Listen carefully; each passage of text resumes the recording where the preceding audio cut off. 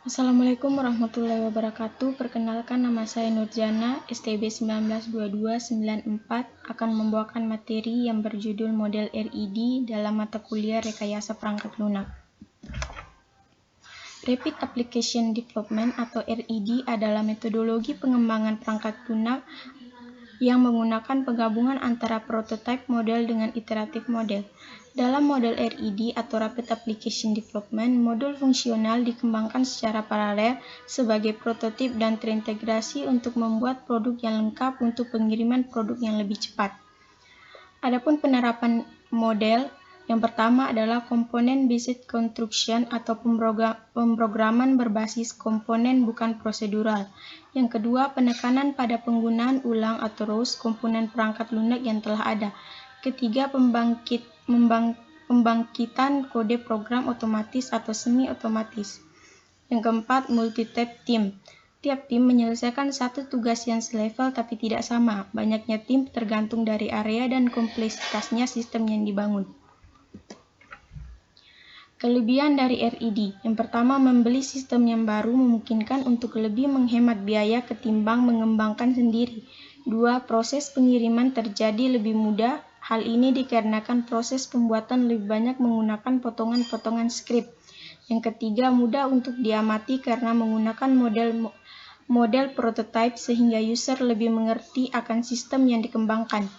Keempat, lebih fleksibel karena pengembang dapat melakukan proses desain ulang pada saat yang bersamaan. Yang kelima, bisa mengurangi penulisan kode yang kompleks karena menggunakan wizard. Kelemahan dari RED. Yang pertama, dengan melakukan pembelian belum tentu bisa menghemat biaya dibandingkan dengan mengembangkan sendiri.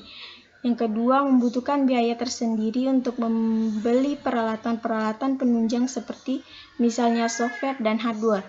Yang ketiga, kesulitan melakukan pengukuran mengenai kemajuan proses. Yang keempat, kurang efisien karena apabila melakukan pengkodean dengan menggunakan tangan bisa lebih efisien. Yang kelima, ketelitian menjadi berkurang karena tidak menggunakan metode yang formal dalam melakukan pengkodean. Yang keenam, lebih banyak terjadi kesalahan apabila hanya mengutamakan kecepatan dibandingkan dengan biaya dan kualitas. Yang kedua, model iteratif. Model iteratif adalah sebuah model atau metode penggabungan atau kombinasi dari kedua desain iteratif dan inkremental untuk sebuah pengembangan.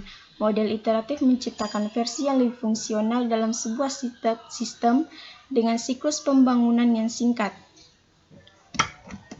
Kelebihan model iteratif. Yang pertama, risiko yang rendah pada setiap proses pengembangan sistem. Yang kedua, dikerjakan secara berurut sehingga tahap awal adalah dasar dari pengerjaan proses atau tahap selanjutnya. Yang ketiga, mengutamakan fungsi pada sistem sehingga kemudian dalam penggunaan sistem yang paling diutamakan. Yang keempat, pembangunan prototipe relatif lebih mudah dilakukan dan dibangun dan tidak memerlukan waktu yang cukup lama. Yang kelima, dengan menggunakan prototipe, kesalahan dan kelalaian saat proses pengembangan dapat segera diketahui.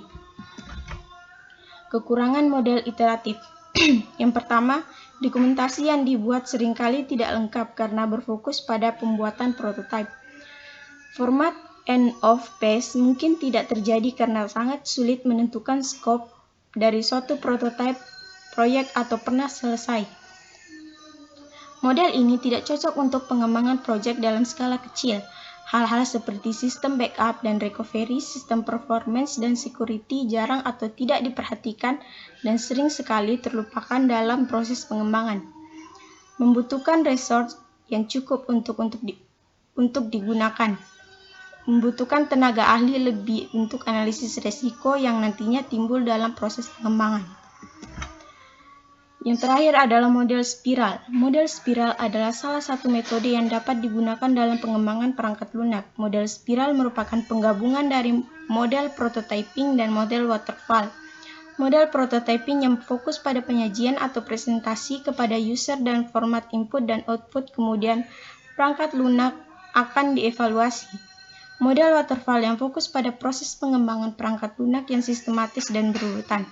Model spiral menekankan pada analisis risiko setiap tahapannya. Kelebihan dari model spiral. Yang pertama, pembangunan perubahan perangkat lunak yang terjadi dapat diselesaikan secara sistematis. Yang kedua, dalam mengestimasi biaya karena proses pembuatan prototipe yang jelas dan terencana dalam tahapan yang sistematis.